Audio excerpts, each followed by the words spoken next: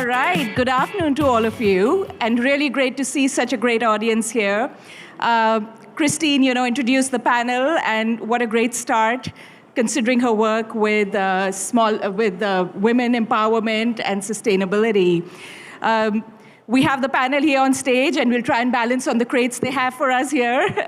So get comfortable. But really quickly, I wanted to take a couple of minutes on introducing this session. Personally, I feel really privileged to be here to host this session because there are two key themes that are really close to my heart. The first is small businesses. And we know that small businesses are the life force of economies. They drive a majority of the GDP in multiple of our markets, so a really key segment. And the second is, of course, sustainability, which is what we're here to talk about. It could never be a more critical time to talk about this very, very critical topic for us. And it's fantastic, actually, at the SFF this year, we're seeing so much of dialogue and so much of focus around sustainability, whether it's with investors, data, platform.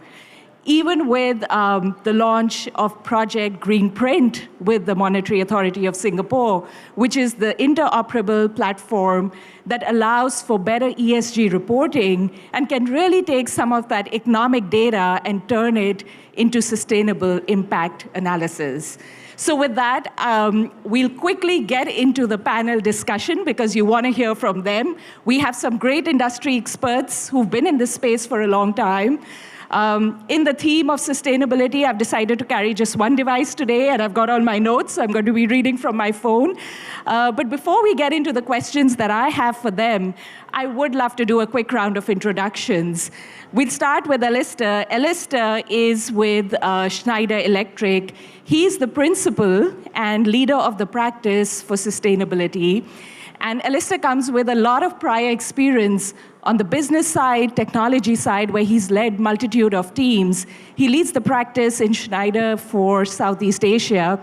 And the great thing about his experience is that, Alister, you're able to bring a lot of that past experience to your current role and really drive the business. Our next panelist is Emily Pierce. Emily is the Chief Global Policy Officer for Persefoni. I asked Emily how I say that right, and there's a whole story behind the name, which is fantastic, actually, from mythology. So Persefoni, I got that right, is very focused around the area of sustainability.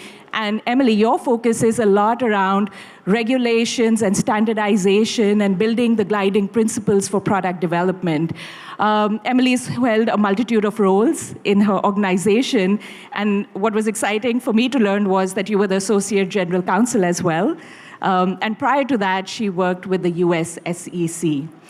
We then have Koren who's the Managing Director for Xero, which is a company focused on small businesses here in Asia. And you have about 20 years of experience, or much more than that, working in the segment of small businesses. So it's going to be great to hear from you, Koren, dealing directly with small businesses on what they're telling you, what are their challenges. We then have Melissa Moy. Melissa is the head of sustainable development for UOB and is very focused on delivery of sustainability across UOB's footprint. Melissa, you come with a long banking career previously in Bank of America. And prior to that, when I was reading Melissa's profile, you've also spent a decade in the NGO sector, focused very much on healthcare, both in Canada and in Asia. So that's fantastic. And finally, of course, we have Nikki Bartlett here, who's from CDP. Nikki is the Chief Impact Officer at CDP and very focused on strategy for development and focused on executive leadership and having that dialogue, as well as managing environmental impact, thought, communication, and development. You've held a lot of roles, Nikki, at CDP, and some of them have been Carbon Director and Global Director of Climate Change prior.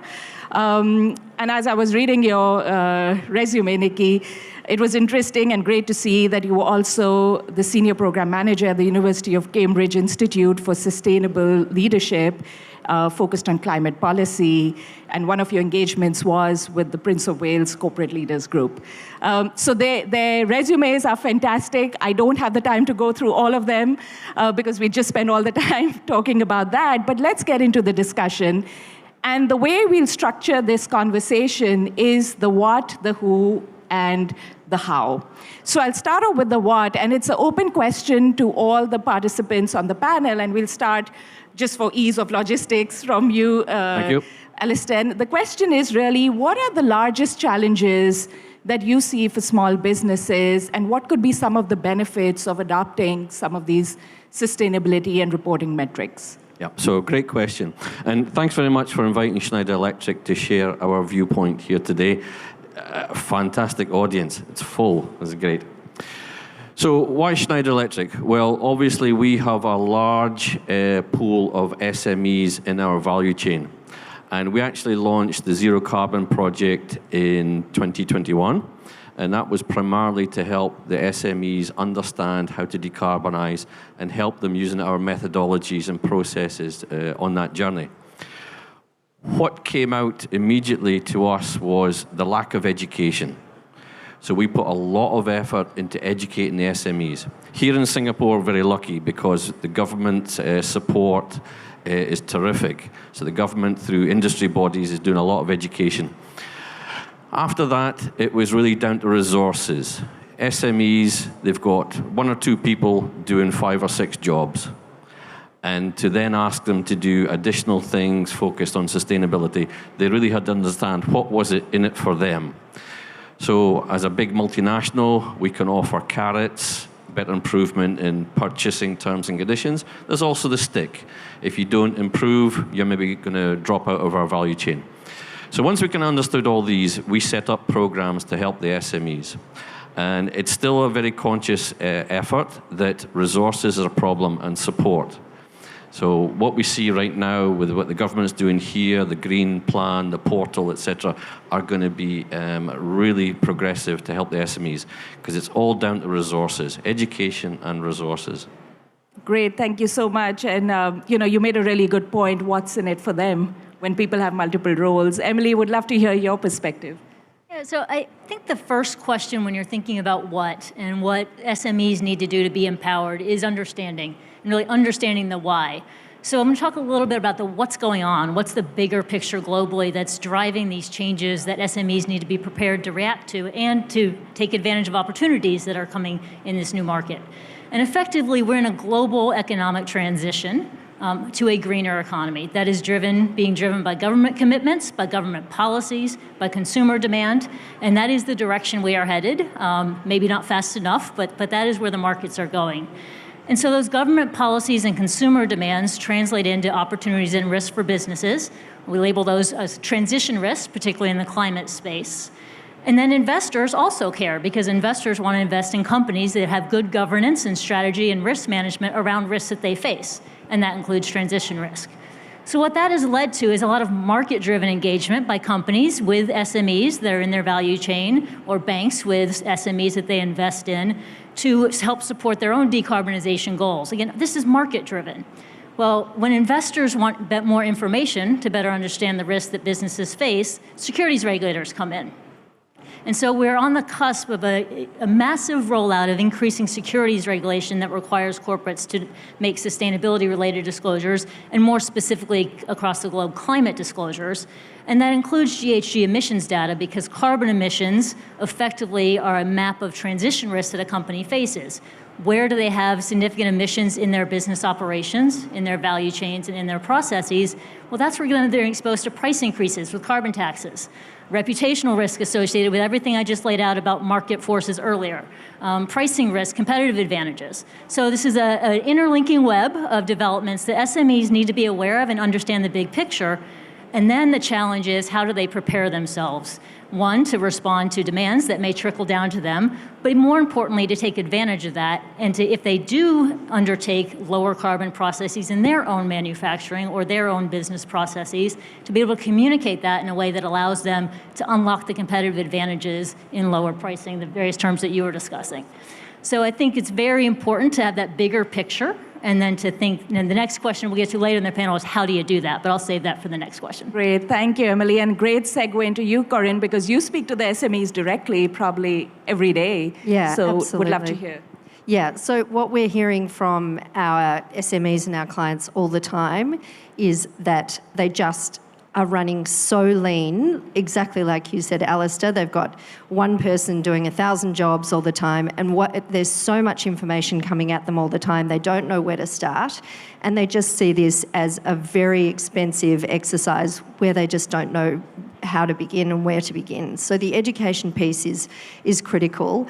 But I think in terms of the benefits, we're now living in a conscience-focused marketplace. So people will make decisions based on ESG and what's going on in those businesses. So there is a massive opportunity there for, if they can take the bull by the horns and just make small changes, for them to reap the rewards of that.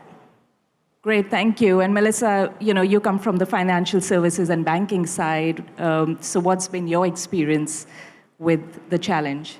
Yeah, and thank you for having me on this panel. I think, echoing what everybody said on the stage so far, there is this sort of, increased sort of market demand that we're seeing for ESG-related data, and particular, more information around SMEs and their transition to net zero. I think the challenge you have is sort of taking this theoretical, very high-level point of view where we talk about the need for regulation, these driving forces, the consumer decision-making, and then really bringing it down for a very practical and pragmatic level. So when we talk to our SMEs and you ask, are consumers actually making these decisions on their purchasing? Actually, no, they're not for the most part. You see that there is this sort of gap between intention and action. Are they getting more questions about their ESG-related reporting or their greenhouse gas emissions? Yes, but not at the rate of change and scale that would actually push them to make a lot of these deployments in a very quick manner, because it does cost money and it does take resources. So I think part of what we're seeing is, UOB did a study earlier this year, our Business Outlook study, and over 88% of large businesses as well as SMEs said that sustainability is fundamentally important to how they do business. They get that this is an issue, but less than half of them had actually started implementing practical ways in order to do so. So what we need to do is find a way of linking this messaging around this is important, because it really is, and we will see that wave come, but the urgency around how they can look at practical, pragmatic solutions to help them start report, to help them start pivot, and then understand the baseline through this information to how they need to change their business models to be prepared for the future. Thank you very much. And you're right, we have to have very practical thinking there. And Nikki, I think that's a great segment into your thoughts, because you drive a lot of the impact work. So would love to hear from you. Yeah, so I couldn't agree more with everything that the panelists have said, which is a bit handy, and it would be interesting if we disagreed, right? I think I agree on the practicality point, and that we're not getting the push into the market that we need at the scale that we need. However, over the last 22 years that CDP's been running our system, we do see an exponential curve kicking in right now, right? So we work on behalf of investors and big buyers, and I'll focus on those in particular. But we have currently got over 23,000 companies disclosing through our system. So they measure, manage, and then they report through the system to investors and to big buyers and then to banks. And we're starting to see in the last few years, so we cover climate and climate data, water, forests, and now plastics and biodiversity. And we were always seeing this linear trajectory, and it's starting to do this now, right? And not just in the West. That's the interesting thing. Our second biggest disclosing country is China. The third is Japan. APAC as a region, sort of outstrips the global average 2-to-1 at least every year in our system. And it's not just from numbers of companies, it's also what we're seeing reported, right? There isn't a big gap, like everyone thinks, between sort of the global average on governance or targets and the Asian companies. In fact, in many cases, it's pretty much equal, and sometimes it's ahead. So we are seeing a shift. Is it fast enough? No, right? But I think those two drivers, and they've been mentioned, the banks, the finance sector, which is adding fuel to the economy, is vital. Cost of capital is a huge deal for an SME. Bankability is a huge deal for an SME. And we're starting to see a lot of movement in terms of partnerships between banks and big buyers. Because number two, the other big driver, those big companies are going to be regulated, are already regulated. They've been measuring this for a while. Now, just to give you a sense of proportion, in the average, this is the average company, their supply chain emissions are 11.4 times bigger than their operational emissions, right? For banks, it's almost 700 times. 700 to 1,000, yeah. Yes. So that means it's a big deal for them, right? If you mentioned the risk. So now there's a driver for that. So they need the SMEs to engage, which also makes them, they're the ones with the need. So we'll come to the how, but I think that's the interesting bit, is where they're starting to provide the incentives, because this is a need for them to have that data, to have their SMEs. Now remember, data is pointless without it being used to make different decisions. Otherwise, like seriously, it's just data. So the point being that they use this data, you need the right things being measured, and ultimately so that when companies, the SMEs, are doing it, they're able to use that to make different decisions themselves, because those risks lie with them too. So when we get to the how, but I think that's a little bit of the big picture in terms of what we're seeing with SMEs, and I would say that in our system, we have, usually it used to be about a quarter of the disclosures were SMEs. Last year it was a third. This year it's almost a half, right? So they are on this journey. That's nearly 10,000 companies. They are on this journey, but now we need to scale up and we need far better resources for them. Yeah. Great, thank you for that, Nikki. And I think you made a great point that the shift is happening, but is it fast enough? Melissa, you talked about some statistics. And there are some statistics that we actually have, which let me share them with you. So the UN Global Compact did a survey for large corporates or large companies, and about 94% of them said that they were engaged with sustainability initiatives and really, embracing that. The World Economic Forum did a white paper for small businesses to assess what was their kind of uptake, and only 51% of them said that they were actually, had initiatives that were running on sustainability. So almost half, and I think that kind of, reiterates the point, Melissa, you said in terms of what you're seeing on stats and whether the shift is fast enough. So really good segue into the who, and I'm going to ask Emily perhaps to you to start off the discussion and then hand it over to Nikki. But really the question is that, is it the SME that's solely responsible for driving this change? Are there larger organizations, industry organizations, regulatory bodies that should be helping them? So, would love to have you kick off that debate for us. Absolutely. I think that's a multi-pronged answer. I'm going to start where Nikki teed things up for me, which is, I think a lot of it depends on who has the obligation and who is the primary beneficiary of this data. And as we were talking earlier about the market forces, multinational companies are setting targets because they believe the markets are rewarding decarbonization, whether it's the investment market or the consumer market. And their product is dependent on the inputs that come into it, and in order for it to be a lower carbon product or a lower carbon process, the SMEs that it interacts with also need to decarbonize. But the ultimate beneficiary is the parent. In many cases with banks, it's a similar situation. Banks have set net zero targets. They may be members of GFANs. So I think there is an obligation on sort of the upper level, larger entity to assist the SMEs in its ecosystem as best they can. But I also think that there's responsibility around the ecosystem. Regulators have a responsibility to empower businesses to understand what they're asking for with carbon emissions data. The GHG protocol is the core carbon emissions methodology that is accepted around the globe. I won't get into the nitty-gritty of regulation. There's a little bit of variation there, but that is the common core. And within the GHG protocol, there's many different approaches that are acceptable for companies to calculate their carbon emissions. So for an SME, it's understanding, what am I going to get from this? Where do I fit in this ecosystem of reporting? And what kind of approach makes most sense for me? And that might be, for example, with Scope 3, a spend-based data, just understanding the most cost-efficient approach, and it's the least precise data, but it is still a reliable estimate of where you have exposure to carbon risk, back where I began with transition risk. And so regulators, I think, can help clarify that. They can make sure that emissions factor sets are widely available. Emissions data is effectively taking activity data that companies own, but then applying a methodology which is emissions factors and transforming that data that companies have into a CO2 equivalent for reporting. Governments have a role to play in making some of that underlying data available.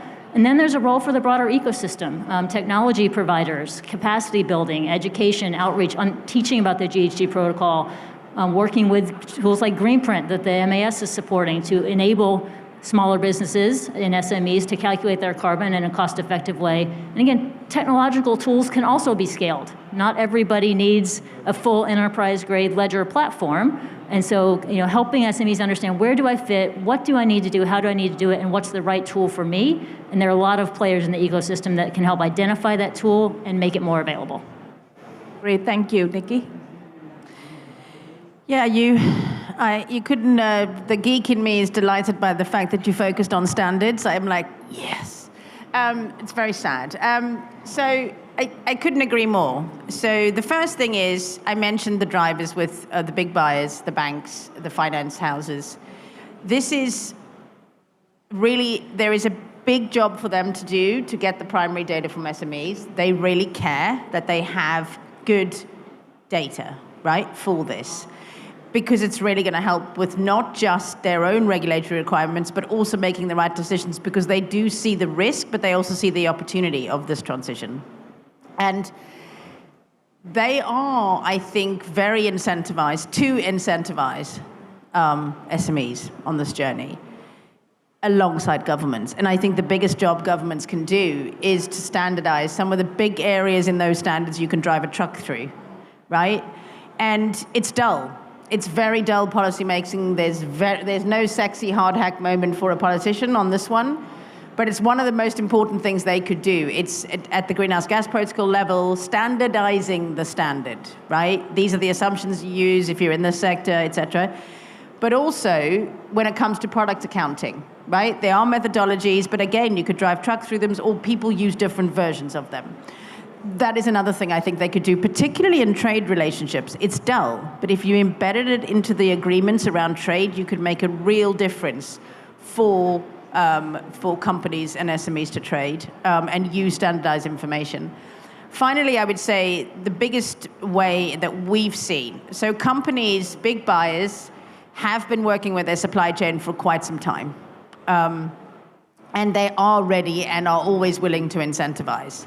So they do have a carrot and stick method, right? And they use their ability to create a stable sort of forward procurement compact with a company to allow that company to become more bankable, to make renewable energy investments, et cetera.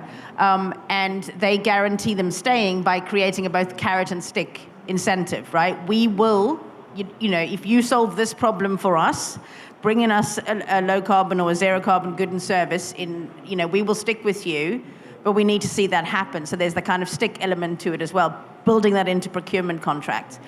But we see banks now stepping in. It's extraordinary and I was actually speaking to you about this yesterday, but we're seeing banks come in they see there's a real opportunity for them to work with those big buyers and bring in both preferential trade finance, but also supply chain finance deals for that particular companies. Walmart's doing one, HSBC, Citibank, and Vodafone, because there's incentives all round in the system, and for the bank, they then provide better cost of capital to those companies, and Vodafone or Walmart or others will then stay with those companies if they transition on this journey. So I think there's, and if they transition, if they get scored well, then the bank gives them preferential rates. And I think that's the kind of thing we need to start seeing, because it's in everyone's interests. And I think we'll start to see a scale-up of those kind of packages.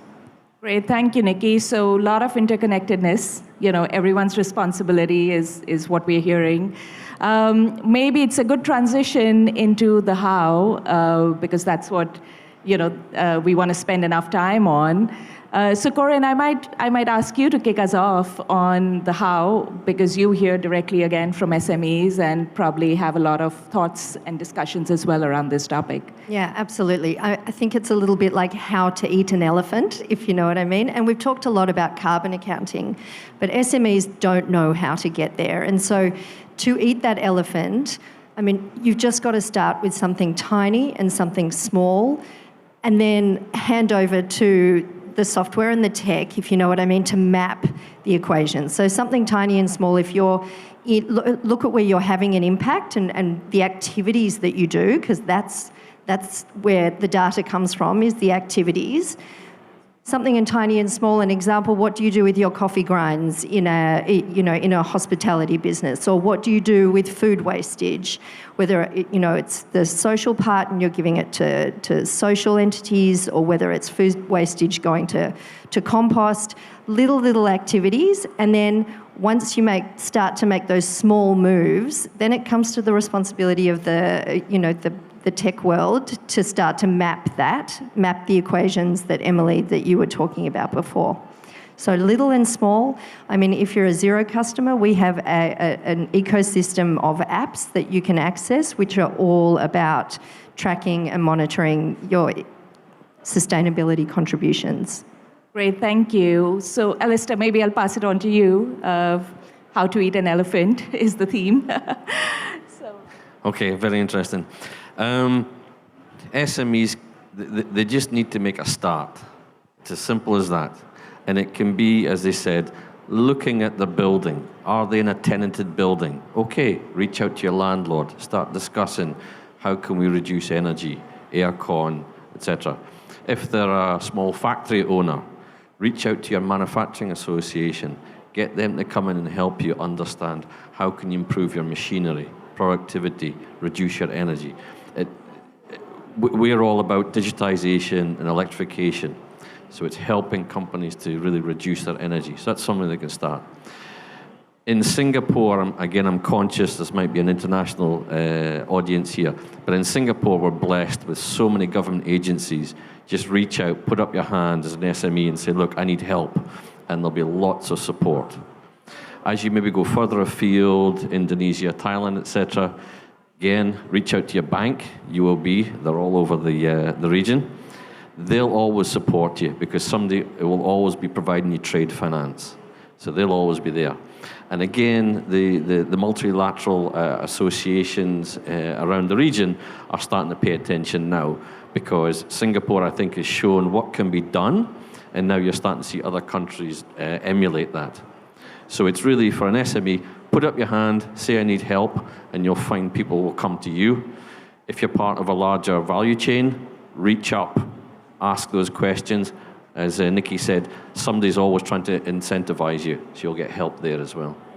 Thank you very much. So good segue to your question, reach out to your banks. So Melissa, would love to get your perspective on when the SME would reach out to you, what might be some of the how? Yeah, absolutely. I think it's, it is a whole ecosystem approach. So how do we look at all these different factors, all these different partners, from your accounting software to your, your Internet of Things, electricity or energy provider, to your bank, on how this actually results in your company performing better.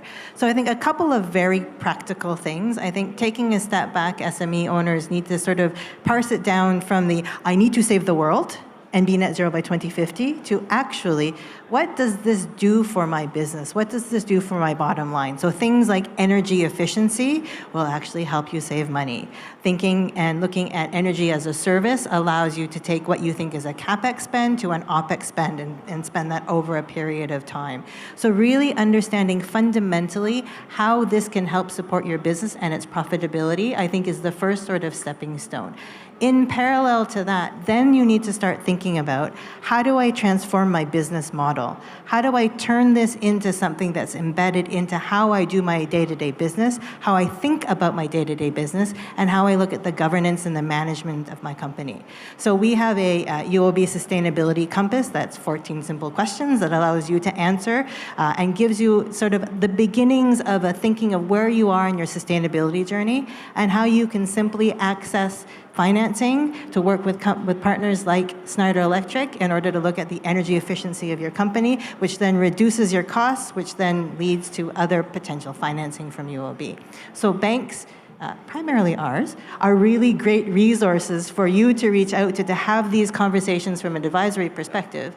And we've been really focused on how do we make this pragmatic from our SMEs. So with ecosystem solutions that will connect you with financing, with, if you want to look at solar PV, for example, the supplier of the solar panels, the installers, the technology that allows you to measure, and then the financing together.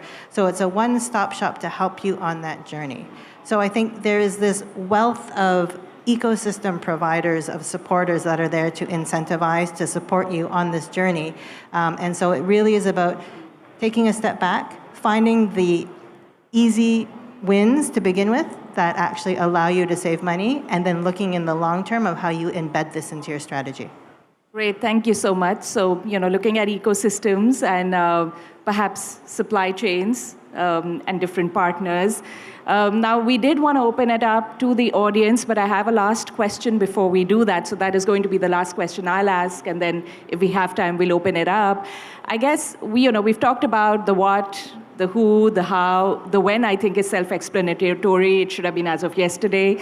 But are there any final thoughts that you'd like to leave with the audience, just in terms of perhaps what might be the indicators that SMEs should think about? I think we heard a lot of it. And what should be that one piece of advice that you might give to them for them to start thinking about this space? And Nikki, perhaps we'll start with you and go this way. I think the panel have really done this one, right? It's get started. Yeah. And you build, I think we're going to see a lot more capacity building. CDP's bringing a lot more, working with partners, bringing capacity building. There's a whole ecosystem around us and I think it's going to be front and center in business schools, and the business schools I'm speaking to. It's a whole kind of frontier of research capacity building that is needed. But getting started is the key. That's literally it. Taking those first steps. And I don't think ultimately the indicators we're going to all geek out on in 5 years' time are really going to be like CO2, greenhouse gas emissions protocol. That's going to be really important. But it is going to be about more primary indicators, real world economy indicators about products and services that are a proportion of your portfolio that's changing, right? And it's moving towards zero carbon products and services. Ultimately, those outcomes is what we're going to transition to. And I think in the SME world, moving into that product space is really going to be where we see the most development, is my view. I think there's actually value in the process of figuring out what those indicators are. So understanding what's material to your business, to who you supply, to your clients, and to your value chain within your sector allows you to really zero in on those interventions and where you can invest your money in the best space in order to have the maximum impact. So green print is a great starting point with a simplified, set of metrics. I know CDP also. I mean, we report to CDP, which is, as a large listed company, not simplified, but Nikki promises me for SMEs something is coming down the pipeline. So it really is about the process of thinking through, do I actually have this data? Is it really important to my business? That allows you to also start forming that larger strategic view of how you need to be shifting and transforming. I think what Nikki said about getting started now is absolutely on the money. I do think that if businesses don't move now and they wait until things become mandated or compulsory, then they're going to be on the back foot. So absolutely critical to move now. The other thing I would say is accountants and bookkeepers are also on this journey as well. So for SMEs, they should be consulting and looking for advice from their accountants and bookkeepers who are also, paving the way in this space. And I'm going to pick up where Melissa left off, which is the focus on what are the material issues for your business. And as an SME, you know that. You know where you could improve your sustainability practices and where you're having an impact, and particularly where those impacts are impacting your bottom line. And that theme goes all the way up to large corporates that are facing securities disclosure. So I can't run away from my past as a securities regulator. I have to go back to that precipice that we're on, which I think is increasing securities-focused regulation around the globe, focusing on sustainability disclosure. And I think it's really important for SMEs and advocates for SMEs to be aware of the International Sustainability Standards Board standards, which are available as a roadmap for regulators to adopt for corporate disclosure in their jurisdictions. Singapore is one of the leading jurisdictions, came out with a consultation based on the ISSB standards within a couple weeks of them being finalized. And that's really important because we know SMEs face survey fatigue, questionnaire fatigue. Many SMEs have multiple suppliers. They're not engaging with just one who's going to be their, there many will help them, but they may have many. And to have consistency and comparability and global convergence around certain key indicators that are tracked to what is typically material for a specific industry is going to be very important for SMEs to navigate this at scale and for the globe to navigate these issues at scale. So then that's my pitch. Advocate for the ISSB standards, including those sector-specific standards that come from the SASB. That'll be very important for the future. Okay, I'll probably create a bit of tension then. If you think about what you've heard just now, it's all about primary data, KPIs, what metrics to measure. As an SME, you own that data. Weaponize it, okay? Understand what your higher order supply chain requires, ask them, and then see how you can use that to leverage better terms and conditions for the future.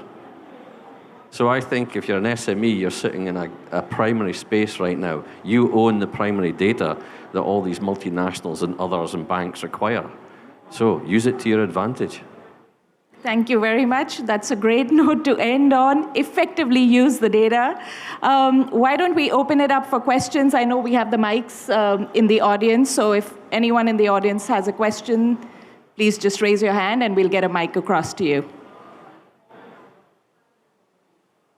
Silence means everyone's convinced, yes?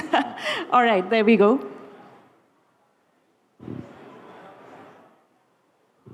John Leung, ex-CDP. There are millions and millions, if not hundreds of millions of SMEs in the world. How do you propose to collect all that data? Technology. Okay, Alister, since you talked about data, technology, yeah. So technology is going to be the enabler, John, and just for transparency, we've talked about this as well, and what CDP is going to be doing more of is going to be very important as part of that. So here in Singapore, very lucky, the government's got the green plan, there's going to be a portal, you can absorb the data for SMEs through there. For other jurisdictions around the world, look again to the big multinationals if you're part of their value chain. Plug for Schneider Electric. We've got the Xero program going on at the moment. So it will be software you can use on your hand phone, simplified way of grabbing your electricity consumption, your water consumption, what waste you're producing, and then that data can be put on a public forum and then pushed out. So that's what we're doing with Xero. But it's the whole point of once you understand what you're trying to measure, etc., then find a digital platform and then start your journey. Great, thank you. Anyone else wants to add to that point? Well, I think it depends on what data as well, right? We've got the data at a transaction. We've got the data of the product. We've got the data of the service. You've also got, some of the standards we're talking about here are right at the group level of a company. So yes, even SMEs at 250 million turnover have different parts to them, right? So it all depends on what level of data we're talking about. And I think the evolution that we're needing to see is the link up between that. And we're far from that, but I think we're just, and it's not just technology, it will be how regulators lean into this and allow for it in a way. for me, that's the biggest sort of gap or opportunity that needs to be filled, is bringing those things together so that that famous big company, let's take a car company, for instance, I know this is their biggest issue, is every time they really care, they've made commitments, but they use a lot of primary materials. Every time that material is moved through the value chain, their accounting has to be redone, right? Reassured. And then by the time they get it, it's been done 15 times. And then they have to do it again, right? So that's the gap, I think, and that's going to be really interesting. So it all depends, John, on the data, because ultimately you're going to need that group level, the company entity level data. That's always going to be what corporate governance codes focus, but trade is going to be focused on the product and service. And so you need that kind of link through between them. Going one step higher, I would actually also say that we need to think about a world in which your countries are also capturing this data, so that you understand specifically how you're actually tracking towards your NDCs and your commitments to net zero. So when this is all linked together, so clearly from a corporate perspective, and we're already seeing this happen, right? Your queen bees, as we like to call them at UOB, they want to know and understand their scope 3 emissions within their value chain.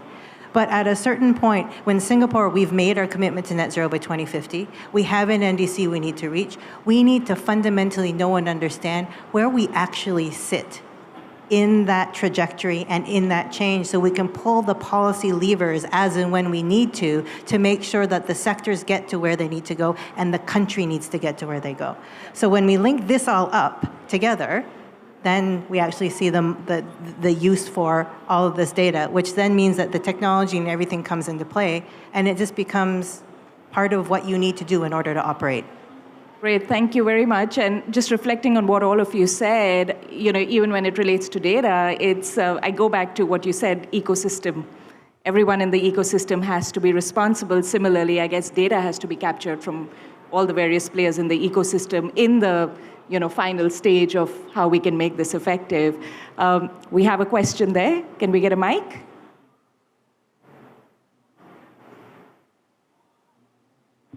Hi, my name is Shrikant Krishan, and my question to the group at large is, so this whole story of SMEs first estimating what their footprint is, and then working on moving towards net zero or close to net zero, it's obviously quite a daunting task. Not just the reporting bit, but doing the real stuff, right? And reducing your electricity bills and flights and air travel and all that, right? So do you think there's value in going to SMEs and saying, yes, this is your footprint, but here is something you can do today as an offset, right? Which could be inspiring, which could be motivating, that even before you reduce your electricity bills, here is part of what you could do. It's your education and what you could do in terms of offsets. It could be planting of trees. It could be other kinds of offsets. It could be things being done in rivers, etc., which you can do today and not wait for those 4 or 5 years. What do you think of that approach as some kind of a starting point for real action, as well as for motivating people to do things beyond themselves? Well, great question, firstly, thank you. I guess it's all about insights and then probably something more actionable in the near term. Anyone want to start? Well, I'll start with that in terms of SMEs understanding their carbon footprint. I think the first answer to that is that technology is scaling rapidly to, again, provide the scaled tools for where the SME sort of fits in the demand curve for the specificity of data. In terms of what they can do to reduce their footprint, I think that goes back to what is the underlying purpose of the SMEs reporting within the broader market transformation that I was talking about at the beginning. For many SMEs, they're part of a value chain of a larger corporation that has set a target. SMEs don't necessarily need to set their own decarbonization targets. They just want to reduce their own footprint. So I think about offsets as something that is an additional tool for companies that have set a target to meet market demand or maybe regulatory pressure. But for SMEs, I do feel like that in some cases would be an extra expense, and I'd rather have them, given limited resources, focus on actual decarbonization levers within their business that they can identify by mapping their footprint. That's one of the benefits we haven't talked about carbon footprinting. So when you actually look across it and pull that data together, you can see your opportunities for reductions, which are almost always opportunities for cost savings.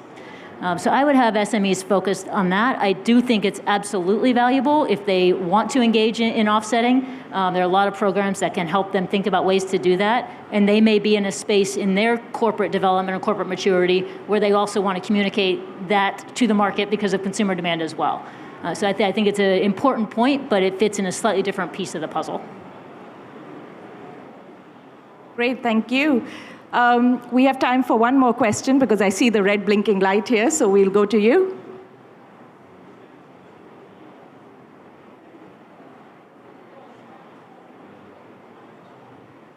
Thank you, panel, for this insightful discussion. My question is, do you believe or do you agree that the large corporations need to extend their targets to their supply chain entities? And if you agree, how soon do you see it could be a reality? Yes. And that's one good thing about Schneider. We've always, when I was talking about 2021, we started the Zero Carbon Project, top 1,000 suppliers. But we're now rolling it out broader and wider, so sharing the KPIs, so the SMEs understand what they need to do in order to help us with our Scope 3. There's obviously more, and I'm hoping, Koren, you can, from your Xerox experience. I mean, I think to the question before, technology is going at a rate of knots in this space. So I just think, yes, the best way to tackle it is to reduce their footprint within the business. Of course, big business has a responsibility. That's not necessarily my space, but within the SME space, is just to drive your your footprint down and to use technology to do that. And I think, Emily, this is exactly what your business does. That mapping process that we were talking about before is the next step, and technology will continue to drive that forward. I would say yes, and it's already happening. So first of all, the onus is on the big buyer to do this, okay? And it's already happening. And the regulator is putting that onus there. However, this is not a fluffy thing for an SME, right? They're a business. They're a business that is working in a competitive world. If they don't transition, the next person next to them will become part of that supply chain because the onus is on that. So let's just be very clear on that. A, it's happening. B, the onus is on big buyers. That Scope 3, as it's called, is entirely in most regulation coming out. It's in the ISSB standard, even if it's an on-ramp. But thirdly, it is also a reality that that's the world they're going to need to compete in the future. So it's in many ways. Thank you, Nikki. And I think that's a great note to end on. In fact, when we were catching up as a group earlier, supply chain was a big topic that we were discussing as well. So, that's fantastic. And a lot of thought-provoking discussion, as well as thank you for asking the questions. That brings us to the end of the panel. I'd just like to leave you with a call to action. We've heard some really compelling statements here today and a lot of great work being done by the organizations as well as our panelists who are personally driving that. So please do embrace this. If you're not convinced, I hope you are. The time is now, like we've said, and our panelists, of course, are here, and reach out to us if you have any other questions. Can I get a big round of applause for our panelists here? Thank you very much.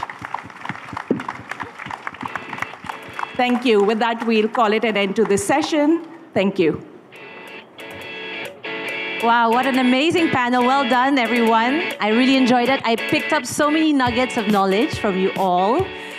Firstly, I love the focus on collaboration and the support of the ecosystem to help SMEs adopt sustainable solution. I love what Nikki said as well, data not just for reporting, but to help SMEs to make the right decision and transform their business.